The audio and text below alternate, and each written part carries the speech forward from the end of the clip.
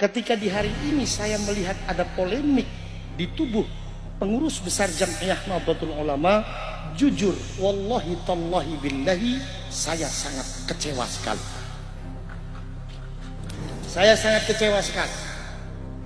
Maka kemarin ketika saya ini didatangi oleh salah satu wartawan, lalu ditanyakan, Gus, bagaimana tanggapan jenengan tentang pencopotan ketua PBNU oleh Syuriah?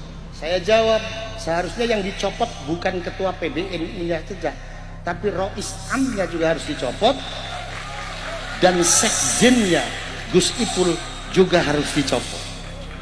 Kenapa Gus demikian? Karena ente bisa lihat sepanjang sejarah pengurus PBNU dipimpin 3 orang ini adalah masa kepengurusan yang banyak tersandung masalah. Ini analisa saya.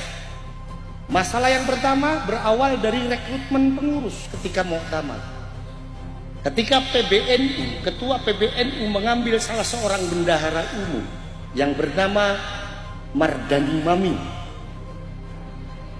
Ini tidak jauh setelah dilantik menjadi bendahara umum, Mardani Maming dicokok oleh KPK karena kasus gratifikasi ketika dia menjabat sebagai Bupati Tanah Bumbu, yang kemudian itu mempermalukan NU.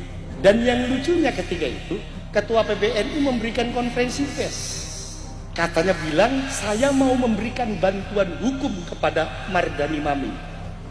Dalam hati saya ngomong, kok memberikan bantuan hukum? Apa kaitannya dengan PBNU? Mardani Maming ini ditangkap karena kasus gratifikasi tambang. Harusnya kalau ketua umum PBNU ini objektif, statementnya tidak seperti itu. Harusnya statementnya, Maming saya berhentikan dulu sebagai pengurus PBNU sampai kasus hukumnya selesai. Kita hormati penegakan hukum di negara ini, kita hormati supremasi hukum di negara ini. Itu yang pertama. Yang kedua adalah kasus tentang pengelolaan tambang. Hadirin sekalian perlu tahu bahwa konflik di tubuh PBNU di hari ini bukan tentang Yahudisme. Bukan. Itu hanya kamuflase saja. Hakikatnya konfliknya adalah tentang pengelolaan tambang. Di mana di PBNU ini terjadi banyak faksi. Mereka semuanya menginginkan pengelolaan tambang yang diberikan Presiden Jokowi kepada NU ini sesuai dengan keinginan mereka masing-masing. Yang pergerakan mereka ini kalau saya analisa, orientasinya adalah bukan untuk membesarkan NU, bukan untuk mensejahterakan